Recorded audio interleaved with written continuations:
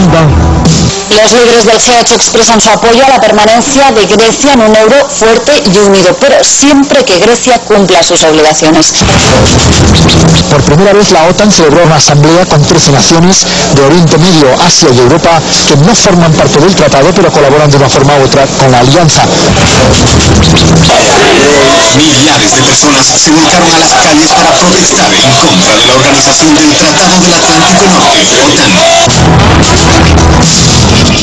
Estos son algunos de los materiales que ustedes podrán ver hoy en nuestro programa y por supuesto los análisis de nuestros especialistas. Comienzo como es habitual con la sección La Noticia del Día. Hoy mirando hacia los estudiantes de Chile que siguen dando batalla en ese país frente a la decisión del gobierno de Sebastián Piñera de no dar más fondos para la educación y no continuar pues el camino de la privatización y no la búsqueda de una mayor presencia del Estado en la educación, una educación gratuita y pública, como piden los estudiantes.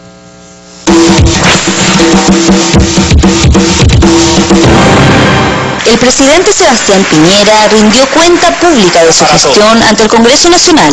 Es la tercera vez que cumple con esta tradición republicana desde el comienzo de su gobierno. Ningún obstáculo o grupo de presión, por fuerte o poderoso que sea, nos desviará del objetivo de cumplir nuestros compromisos con todos los chilenos. Mientras, en las calles de Valparaíso, miles marcharon. El presidente enfrenta este momento con un 24% de aprobación, la más baja de todos los presidentes de Chile desde que terminó la dictadura en 1990. El presidente enumeró las reformas educacionales y destacó el aumento del presupuesto para esta materia. Los estudiantes marcharon contra la profundización del modelo neoliberal en educación y reafirmaron sus demandas. Que el aumento de becas, que la disminución a tasa de interés de los créditos, que la profundización de la política de subsidio al estudiante sin distinción de la institución es una política que tiende a profundizar el subsidio al lucro, el crecimiento del sistema privado sin regulación y el debilitamiento del sistema público. Las demandas de nacionalización del agua, del cobre y de otros recursos naturales se hicieron presentes en la marcha. Los pescadores artesanales volvieron a exigir el fin de la pesca de arrastre, mientras el presidente destacó los índices económicos de Chile y el beneficio que eso debe traer a los trabajadores. No basta con crecer, es necesario distribuir y para eso es necesario que exista un sueldo ético de 250.000 pesos. En el discurso, el presidente anunció un bono para paliar el alza de los alimentos y la entrega de dineros estatales para hogares de adultos mayores. Los dirigentes del movimiento social manifestaron su rechazo por el hecho de que ninguna de las demandas ni las propuestas ciudadanas fueron incluidas en el discurso presidencial. La protesta terminó con enfrentamientos entre carabineros y manifestantes, mientras el presidente Piñera anunció un aumento de la dotación policial. Bueno, así siguen los estudiantes chilenos en las calles pidiendo sus reivindicaciones, exigiendo la atención del gobierno de Sebastián Piñera. Un gobierno que hoy también se ha tenido que enfrentar a la noticia de que los desaparecidos durante la dictadura continúan inscritos en el registro electoral. Según las agencias noticiosas, 1 millar de detenidos desaparecidos durante la dictadura militar de Augusto Pinochet se encuentran inscritos en los registros electorales porque legalmente no están muertas, según sostuvo el estatal Servicio Electoral. El hecho fue admitido por el director del organismo, Juan Ignacio García, a la presidenta de la Organización de Familiares de Detenidos Desaparecidos, Lorena Pizarro, quien afirmó que el tema de fondo es que hay un Estado que no enfrenta la situación de la desaparición forzosa. Esto también es impunidad y parte de la no reparación a los daños causados a las familias, subrayó García. Chile, un país con 17 millones de habitantes, celebrará elecciones municipales en 5 meses y las presidenciales el año próximo. Según las agencias noticiosas, en declaraciones hoy de la presidenta de la Asociación de Familiares de Desaparecidos, Lorena Pizarro, dijo que esto también es impunidad y que piensa que Chile sufre las consecuencias de un Estado que nunca asumió el genocidio y que no resuelve la situación jurídica de los desaparecidos, porque los que siguen estando legalmente vivos para ellos, aunque fueron plagiados hace 40 años. Lorena Pizarro pues señaló realmente que están los vínculos de este gobierno actual con los partidos y las fuerzas que sustentaron al dictador Augusto Pinochet en el pasado. Son parte de las informaciones que sobre Chile están dando hoy las agencias noticiosas después de estas manifestaciones estudiantiles contra el discurso, la rendición de cuenta anual del presidente Sebastián Piñera. Noticia del día con la que comenzamos la mesa y entramos ya al debate de nuestro tema de hoy. Las cumbres del G8 y de la OTAN en este fin de semana en Estados Unidos.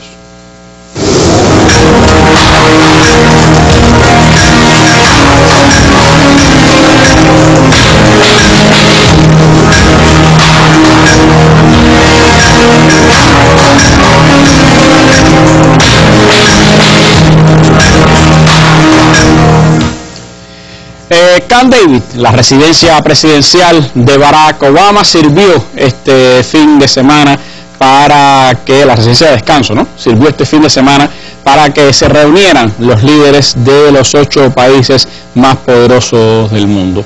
La reunión del G8 tuvo como contexto, por supuesto, la crisis económica mundial y también las múltiples guerras que está desarrollando el imperio en diferentes lugares del mundo. Esta es la visión que daba Televisión Española sobre ese acontecimiento. Los líderes del G8 expresan su apoyo a la permanencia de Grecia en un euro fuerte y unido, pero siempre que Grecia cumpla sus obligaciones. En una nota conjunta, los países más ricos del mundo se comprometen a impulsar el crecimiento y la responsabilidad presupuestaria, aunque dejan entrever sus diferencias al reconocer que las medidas no pueden ser las mismas para todos.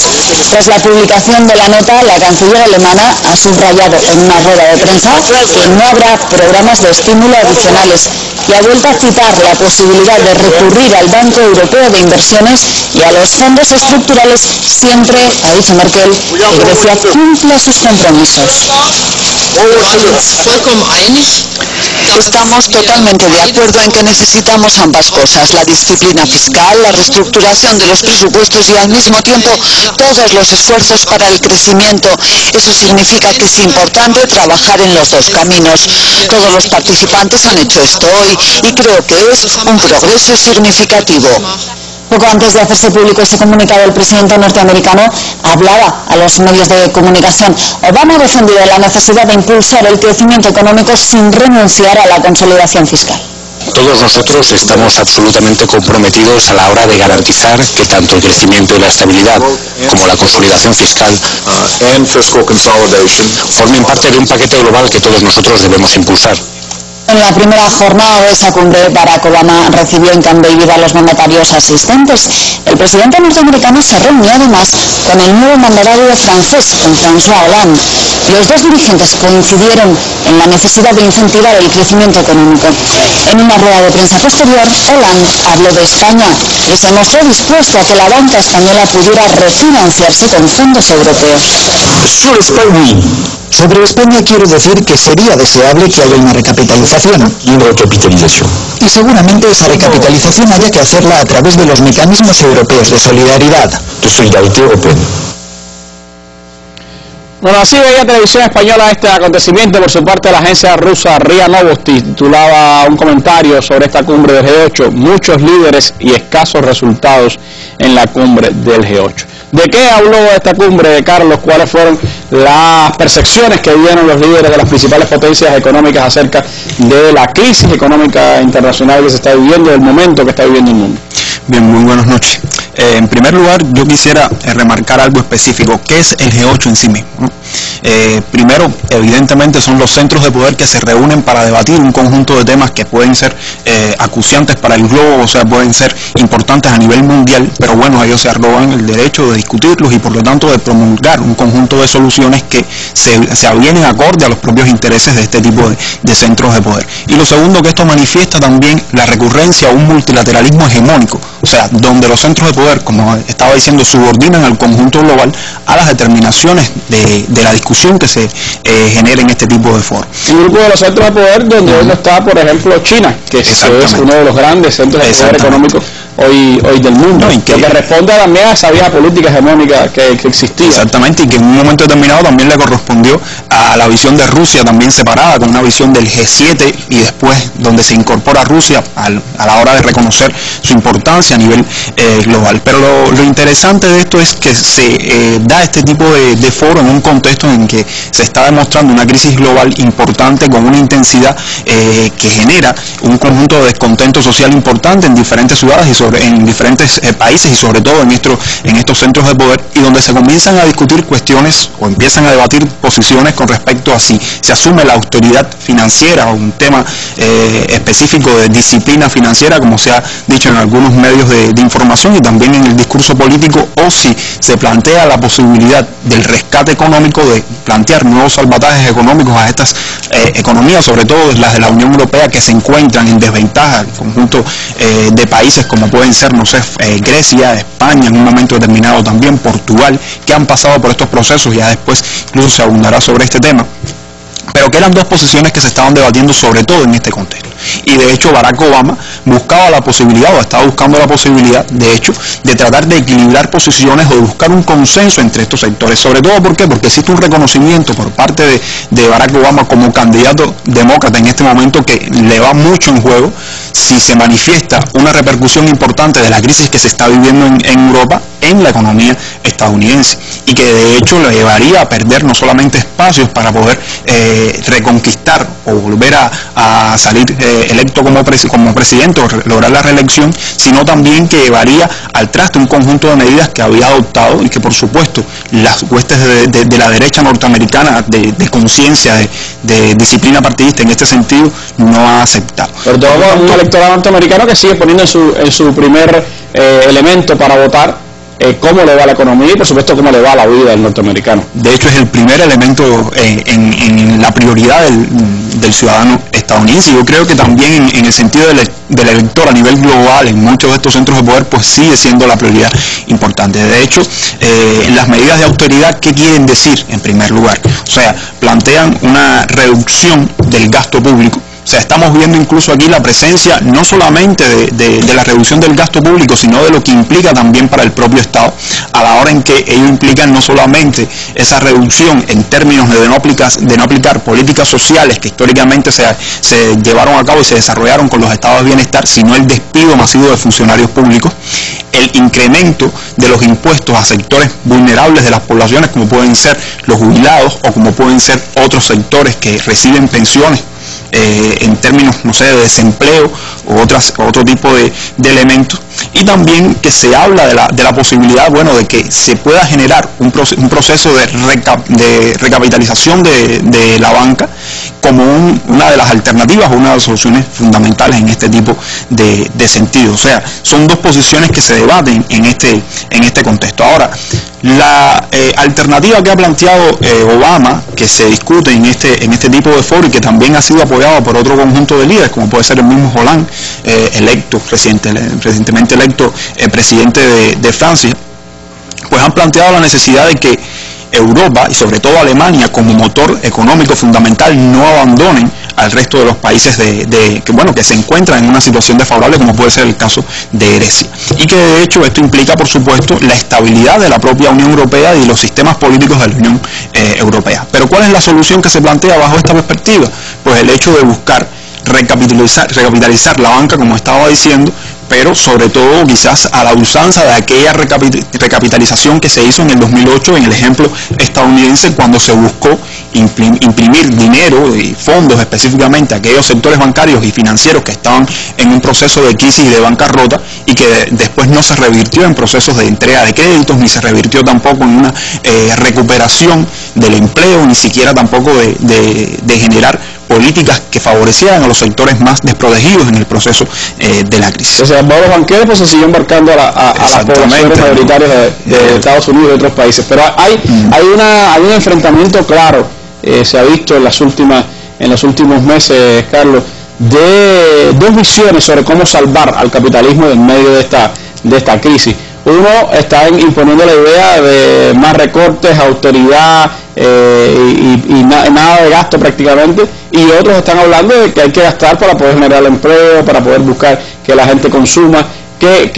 ¿Cómo se dio la discusión sobre estos temas entre los poderosos y entre los que a su vez tienen distintas visiones, como puede ser Francia y Alemania. Exactamente, no, tú lo planteas exacto. Yo creo que también ello implica, además de las propias discusiones, un proceso de confrontación entre nociones ideológicas, ¿no?, que están dentro de los marcos del capitalismo, evidentemente dentro del modelo capitalista, pero que expresan también posiciones, por ejemplo, de derechización en un conjunto de sociedades y de polarización en esa sociedad. O sea, cuando hablo de derechización estoy hablando, por ejemplo, de la percepción que incluso se defiende en sectores europeos, como puede ser la propia Merkel, del papel del Estado limitado, una participación de ese Estado en ciertos y determinados procesos, pero no que incida en una regulación económica o del mercado en sí mismo, y que este mercado tenga la posibilidad de dinamizarse y por lo tanto de responder a los efectos de la crisis.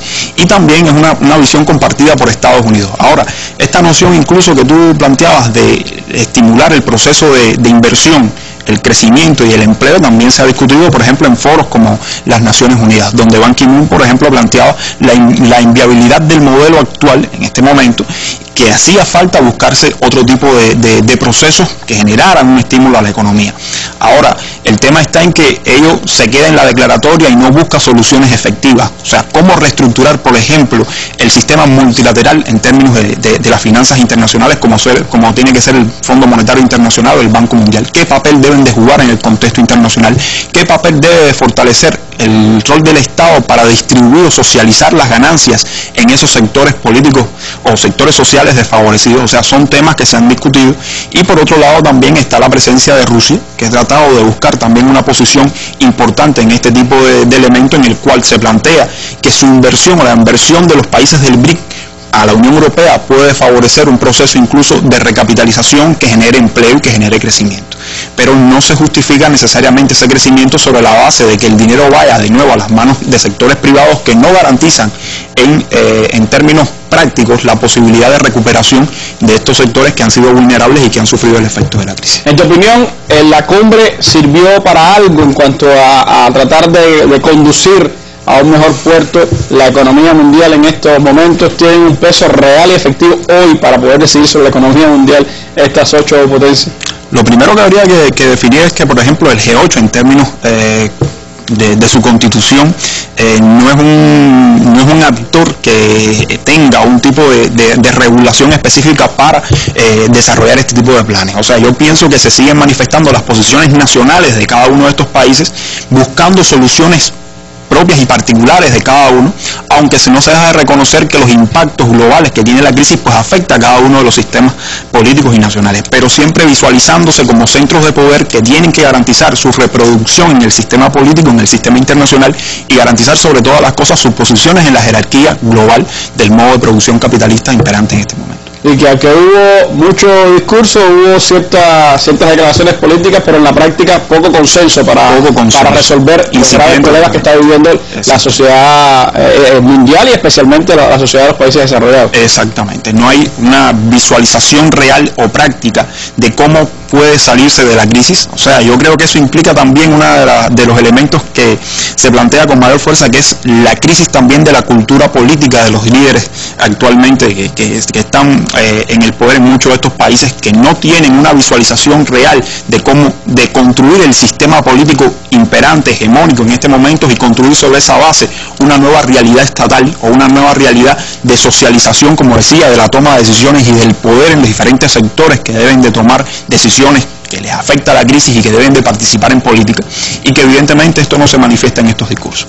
De hecho, la posibilidad de que se salga de la crisis no dependerá necesariamente de las posiciones de estos líderes, sino también de búsquedas de visiones alternativas que se generen dentro de estos sectores populares o dentro de otros sectores que deben de buscar una visualización de qué no solamente les afecta, sino de cuáles son las posibilidades reales de alcanzar soluciones viables para salir de este tipo de situación. Y mientras los líderes se reúnen sin llegar a resultados concretos en esta cumbre, los efectos sociales están ahí evidentes, y eso pues hoy, solo vistazo hoy a las televisoras internacionales nos permite ver, por un lado, las protestas en España por el tema educacional, protestas de los estudiantes en Canadá, dos de los países de economía desarrollada, y también pues el tema de los jóvenes sin empleo, como cada vez más en Europa, según señalan los organismos internacionales, los jóvenes están ingresando al largo ejército de los desempleados.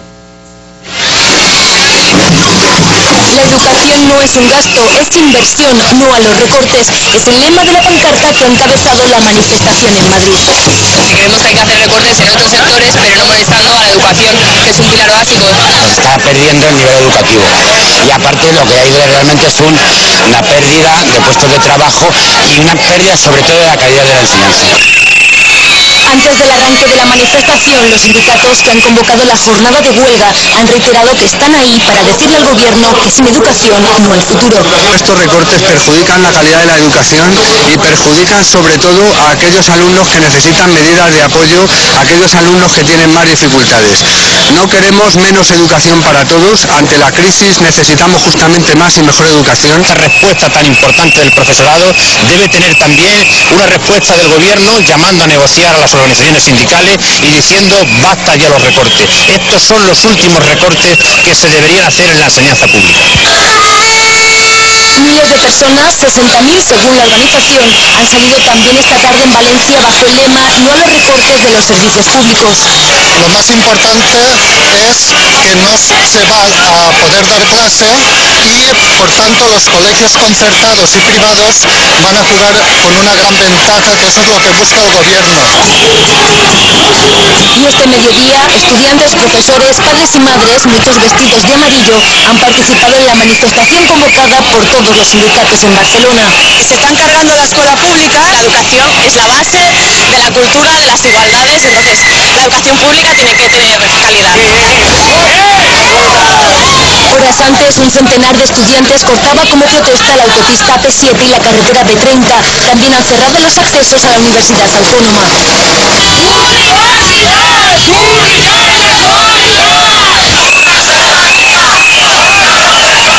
Manifestaciones también en Aragón, Cantabria, Sevilla o Extremadura. Este es el momento en que unos 50 jóvenes han entrado este mediodía en el despacho del consejero de Educación de Baleares. Han ocupado la sede durante aproximadamente una hora. Finalmente la policía ha tenido que desalojar a los manifestantes.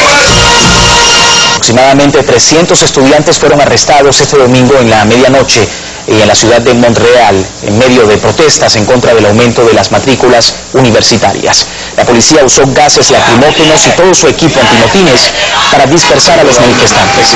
Los estudiantes también desafiaron una ley que ilegaliza concentraciones de más de 50 personas que no sean notificadas con 8 días de anticipación. Desde hace varias semanas, los universitarios han expresado su rechazo al plan de gobierno para aumentar hasta el 70% el costo de los estudios durante los próximos 5 años. La crisis podría provocar en países como España y Grecia una generación perdida de jóvenes, según la Organización Internacional del Trabajo. Desde la OIT aseguran que la solución pasaría por políticas que incentiven el crecimiento y por la contratación en el sector privado. Advierten además que casi un 13% de los jóvenes hasta los 24 años de todo el mundo estará en paro hasta 2016. El problema del desempleo juvenil no ha mejorado en los últimos años y dicen que no parece que vaya a hacerlo a corto plazo.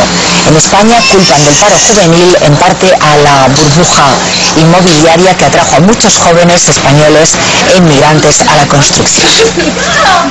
Así se ven estas noticias y estas realidades en los países desarrollados. En uno de ellos, en Grecia, las cosas van de mal en peor. Las noticias que desde allí se generan llevan a hundir en la jornada de hoy al euro y también a Wall Street. Según la agencia Reuters, el euro se desplomó hoy un 1% contra el dólar, previo a una reunión informal de los líderes europeos ante crecientes temores de una salida de Grecia de la zona euro. La agencia Dow Jones citó al ex primer ministro griego Lucas Papademos diciendo que los griegos no tienen más opción que apegarse a un doloroso programa de austeridad o enfrentar una dañina salida de la zona euro, un riesgo que dijo era improbable que se materializara, pero que era real. También le dijo a la agencia de noticias que algunos estados europeos e instituciones estaban considerando planes de contingencia ante cualquier eventualidad.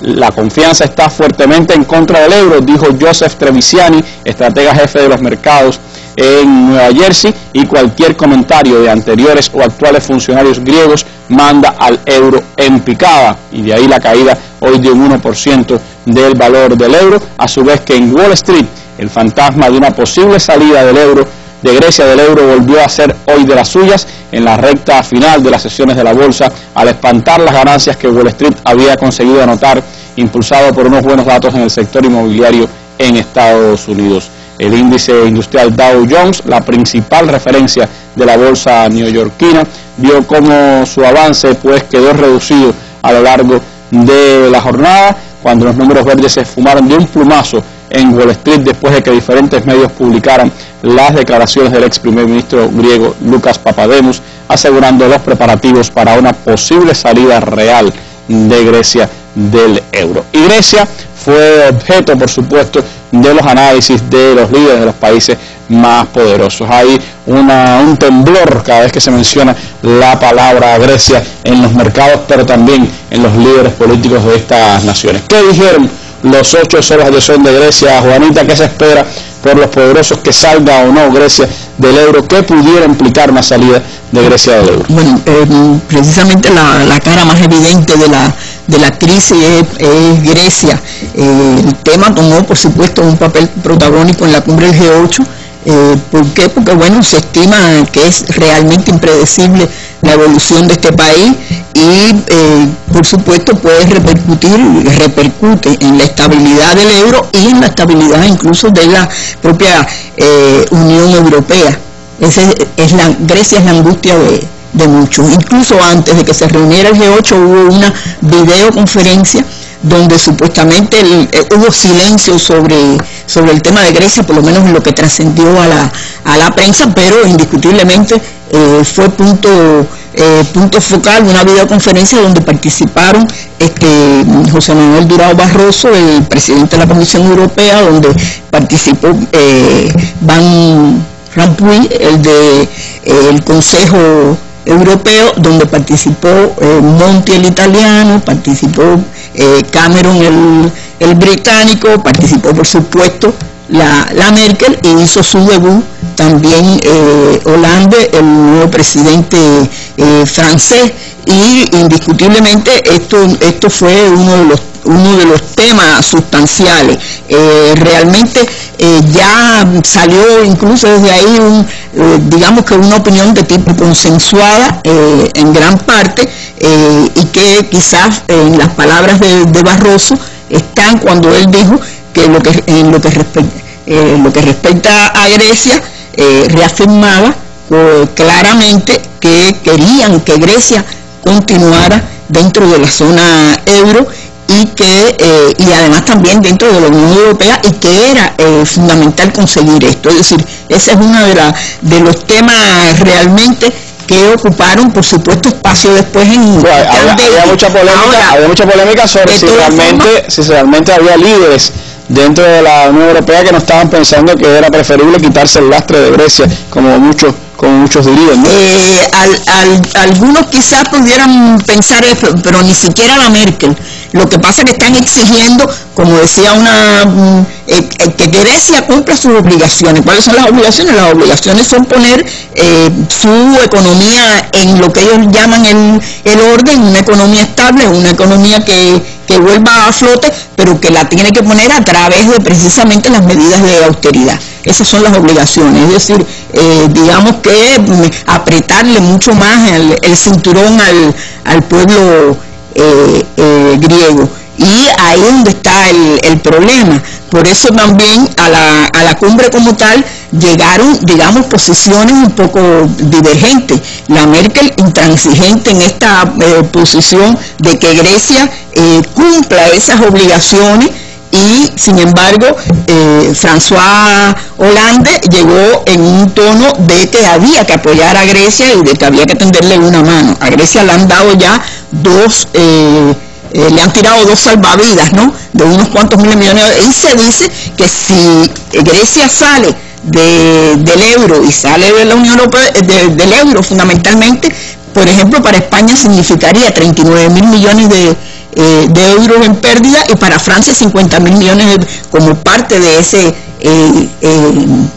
salvamento, ¿no?, que se le dio, pero que se le dio con las condiciones de que cumplieran No solo con las obligaciones, no solo con las condiciones, sino que además esas dos salvamentos que se le han dado a Grecia han sido fundamentalmente para pagar las deudas que tenía con bancos franceses y con bancos alemanes. No ha sido para rescatar la economía griega como tal. Ahora, ¿cómo podrá aplicarse esas nuevas medidas de austeridad, esa mayor, pudiéramos decir, ese mayor recorte en la economía griega para cumplir los términos de la Unión Europea, Juanita, si han pasado trabajo incluso para conformar un gobierno en ese país? Han tenido, primero, fuera de toda democracia, impusieron a un tecnócrata para dirigir el país, y después no han podido lograr en el término adecuado pues que ninguna fuerza política asumiera el gobierno tras elecciones legislativas. Tienen que convocar unas nuevas elecciones ahora en junio, es decir, apenas un mes, una elección tras otra. Unas nuevas el 17 de junio va a ser, y unas elecciones además que tienen un gran signo de interrogación en la situación política griega, y una gran preocupación, es decir, que le echa más leñas al fuego de la angustia esta por la que está pasando Europa entera con el tema griego. ¿Por qué razón? Porque si bien en el primer lugar quedó el jefe, es decir, la Nueva Democracia, que es un partido conservador cuyo jefe es Antonis Samara, en segundo lugar quedó Syriza, que es lo que llaman la izquierda radical, donde las posiciones entonces también son de cómo ven la situación griega y la solución son diferentes, y por lo tanto, ¿cuál es el temor? ¿Qué es lo que puede pasar en las elecciones del 17 de junio? ¿Quién de verdad va a asumir el gobierno de ese país? Y por ahí pasa buena parte de la situación. Sin embargo, hay una cosa interesante, que para las elecciones del 17 de junio, la Merkel se atrevió a sugerir, o por lo menos se dijo que la Merkel había sugerido que hubiera un referéndum sobre el euro. Es decir, ella quiere tener la seguridad de que se mantenga la moneda única relativa. Porque si es verdad que es única para una buena parte es decir, para la llamada zona euro, para una buena parte de los países europeos, Inglaterra, es decir, Gran Bretaña, el Reino Unido, nunca ni ha querido ingresar en el euro, aunque está preocupada también de que esto se mantenga, porque la estabilidad de ellos también pasa por una estabilidad del euro, por supuesto. Bien, la Merkel, ¿qué sugirió? Que hubiese un referéndum, y ahí todos los partidos se pusieron de acuerdo. Es decir, no entendieron de ninguna forma que el pueblo griego necesita un referéndum sobre si elige o no mantenerse en el euro, incluso, repito, hasta Samaras dijo que ya estaba pagando un precio de sacrificio bien grande. Lo interesante es que hoy, junto con la caída esa del 1% un punto del euro frente al dólar, y la caída también de Wall Street, y déjame decirte que han estado cayendo bolsas también de todos lados del mundo, incluido América Latina, lo interesante es que el jefe de Syriza, es decir, Alexis Tsipras, dijo hoy que Grecia seguirá en la eurozona. Es decir, él lo aseguró hoy, aunque esto debe servir, digamos, para una especie de cierta tranquilidad, ¿no?, en esta situación, pero de todas formas ha planteado también bien claro que los alemanes, porque siempre los alemanes están en la mira por la posición de la Merkel, no son los dueños de la zona euro, han planteado con esa claridad, y que van a poner en peligro toda la zona monetaria si insisten en una austeridad estricta. Es decir, Syriza, el partido Syriza está porque no haya esa austeridad, no puede, el pueblo no puede. Es decir, ¿qué plantean? Plantean que hay que salvar el euro a través del crecimiento económico, y no a través de apretar más a una población que ya está sencillamente en su límite. Yo terminaría, recuerdo haber visto una foto en estos días de una mujer griega en medio de la principal plaza de Atenas, arrodillada, multitud, la gente pasando a su alrededor, y ella arrodillada rezando, como esperando el milagro que parece que todos también quieren esperar de esta situación realmente caótica en lo político y en lo económico que está sufriendo ese pueblo. Gracias, Juanita.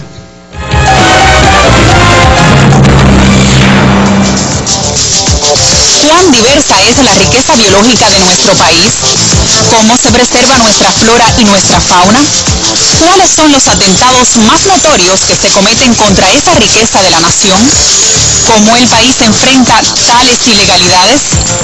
Sobre estos importantes temas se hablará el jueves en la mesa redonda, la riqueza biológica cubana y el enfrentamiento a sus saqueadores, en el que participarán autoridades del Ministerio de Ciencia, Tecnología y Medio Ambiente, la empresa de Flora y Fauna del Ministerio de la Agricultura y la Oficina de Regulación Pesquera y Ciencia del Ministerio de la Industria Alimentaria. Si usted desea participar, puede hacerlo. mesarredonda@enet.cu y el sitio web www.mesarredonda.cubadebate.cu. Acompáñenos el jueves en la Mesa Redonda.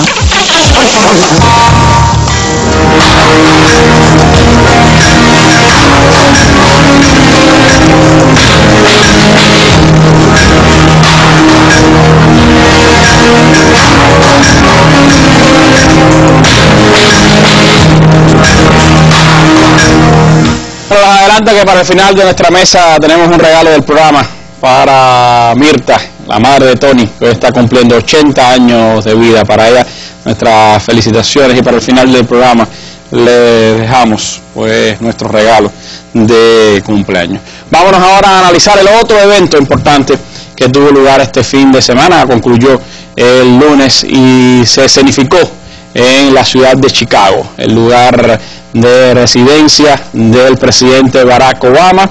Hasta allí se trasladaron los líderes de la Organización del Tratado del Atlántico Norte, de la cumbre de la OTAN en pleno territorio norteamericano, para hablar de las guerras y de los desafíos de las principales potencias imperiales. Sobre esta reunión es este reporte de las televisoras internacionales. Veamos esta visión para después hablar con nuestros especialistas.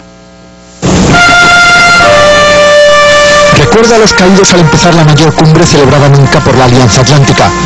Son muchos en parte porque esta reunión de Chicago llega en plena crisis económica en Europa y Estados Unidos. De ahí que la OTAN esté debatiendo aquí de qué forma pueden los aliados compartir el desarrollo y mantenimiento de programas de defensa, como el escudo antimisiles en Europa, para no perder sus capacidades militares y gastar menos en tiempos de recortes. Lo que la OTAN llama defensa inteligente y que incluye países y organizaciones que no son miembros de la alianza. La OTAN es una fuerza multiplicadora, dijo ayer el presidente Obama en el plenario. Eso sí, a la solemne foto de familia solo acuden los 28 miembros, con el presidente Rajoy en primera fila, por cierto. Todos discutirán hoy lunes cómo se concreta eso del compromiso con Afganistán a partir de 2015, un apoyo costoso a pesar de la retirada de tropas.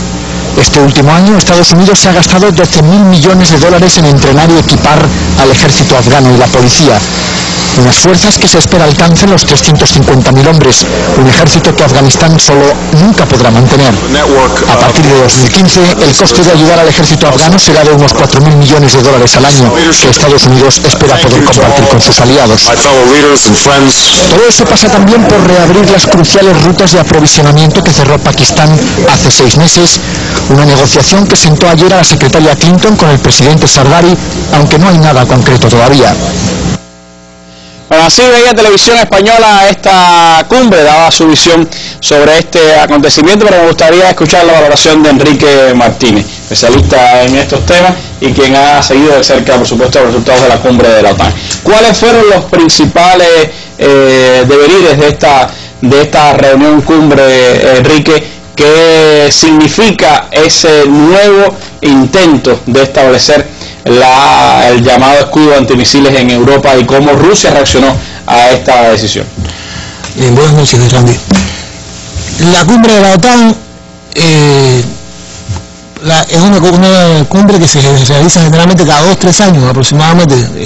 La anterior fue en Lisboa, donde se aprobó el nuevo concepto estratégico llamado Concepto Estratégico 2010, que es una confirmación o continuación del anterior nuevo concepto estratégico aprobado en el año 1999. La OTAN inicialmente era una organización que tenía que ver con la defensa de los países europeos y el norte, el Atlántico Norte, pero sin embargo se ha convertido en un instrumento del imperialismo, en donde quiera que Estados Unidos quiere intervenir, pues sencillamente interviene apoyado y auxiliado por sus aliados de la OTAN. En este marco, en esta cumbre, se hicieron una serie de declaraciones interesantes, se aprobaron 3 documentos fundamentales: una declaración de los jefes de Estado, un documento perspectivo sobre la conformación de la OTAN para el año 2020 y la revisión de la postura de defensa de esta. Bueno, se discutieron varios temas importantes, como el problema de los temas de integración, de la reducción de gastos, los temas sobre el apoyo a la acción de Afganistán, y un tema muy importante fue el tema del escudo antimisiles. Este escudo antimisiles tiene como característica que ha sido un tema muy controversial, sobre todo con Rusia, puesto que, primeramente, los europeos y Estados Unidos pretenden desplegar un sistema de defensa contra un ataque misilístico, supuestamente contra la amenaza de que Irán, que es uno de los enemigos más visibles que esgrimen los imperialistas actualmente para justificar sus enormes gastos militares, y además un país clave para el control de la región del Medio Oriente, y por lo tanto que se ha mantenido en el centro de la atención de la política norteamericana y de los países imperialistas en los últimos años, pues supuestamente Irán está desarrollando una capacidad de misiles balísticos intercontinentales y de armas nucleares, supuestamente, que pudiera amenazar la situación en Europa. Y en ese saco mete también a Corea del Norte.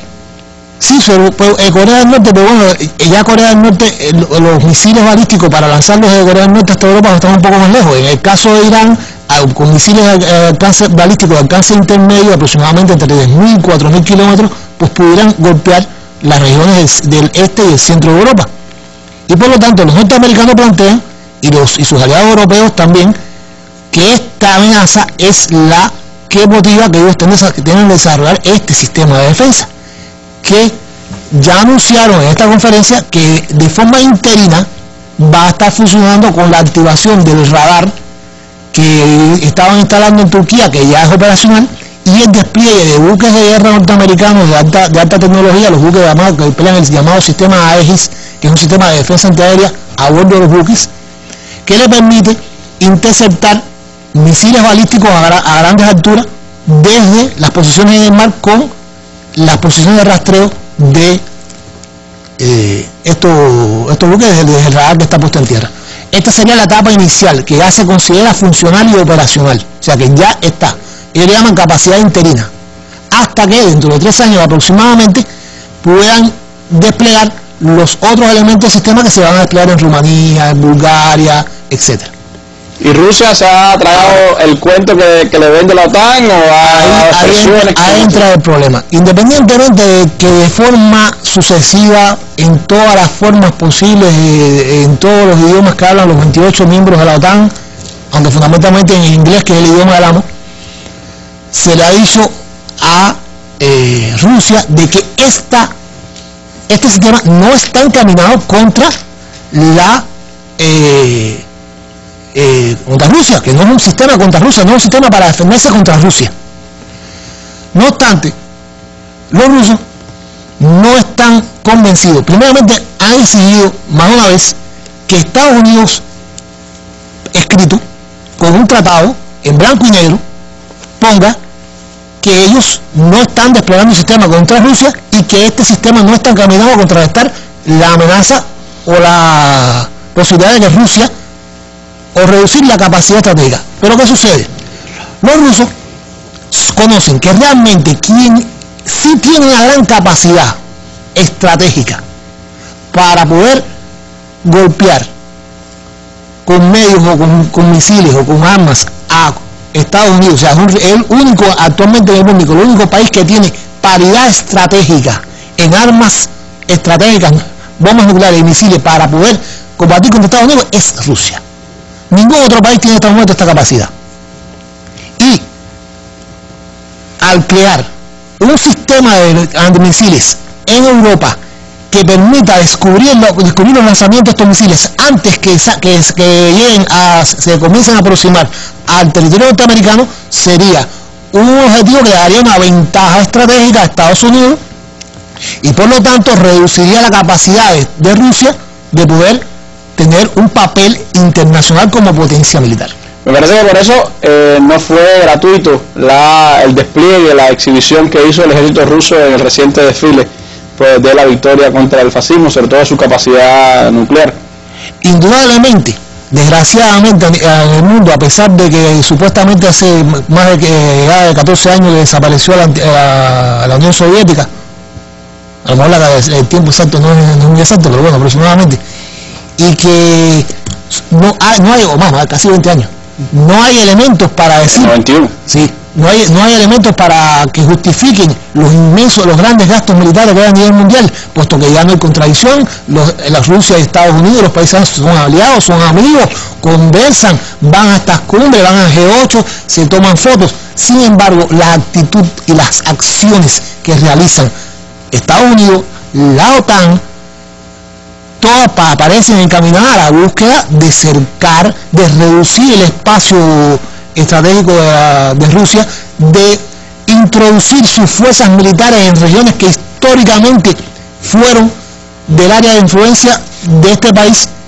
Podemos estar o no estar de acuerdo con las concesiones de la geoestrategia, pero actualmente estas concesiones están funcionando de esa manera.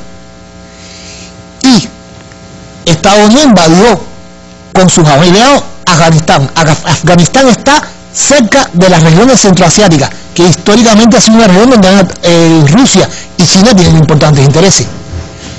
Estados Unidos ha tratado de desplegar sus fuerzas en la región del Cáucaso, región cercana a Rusia, donde Rusia tiene históricos lazos con esos países y ha sido parte inclusive de la Unión Soviética y del antiguo imperio ruso.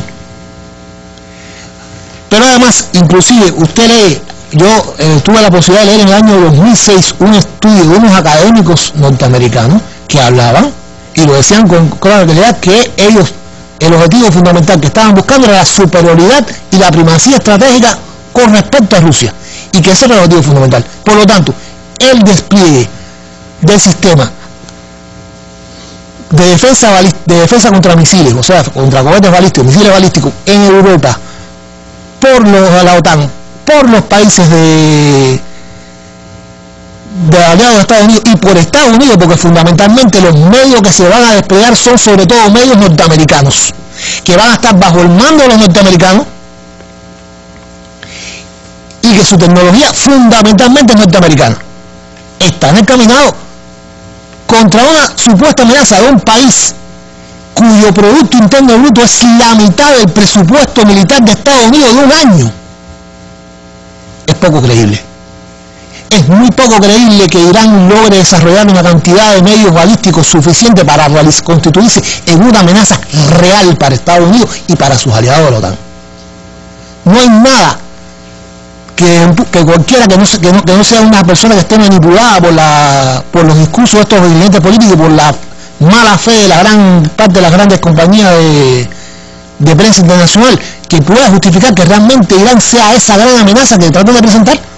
Por lo tanto, este escudo, los rusos, que aunque sencillamente no están convencidos y están exigiendo garantías escritas muy claras, o de lo contrario, van a tomar medidas de despliegue de otros medios, llamados medios alternativos, medios no asimétricos, para evitar que esto constituya una pérdida de su capacidad estratégica a nivel mundial. Ya vimos la reacción rusa en ese desfile, el desfile de los Iskander, el desfile de otros medios que pueden ser efectivos también frente a este despliegue del escudo antimisiles norteamericano en Europa, un tema muy candente en la actualidad internacional y que va a seguir generando controversias entre Rusia y los países miembros de la OTAN, especialmente Estados Unidos. Si este fue un tema importante, Otro que tuvo gran atención y que también lo reportaron así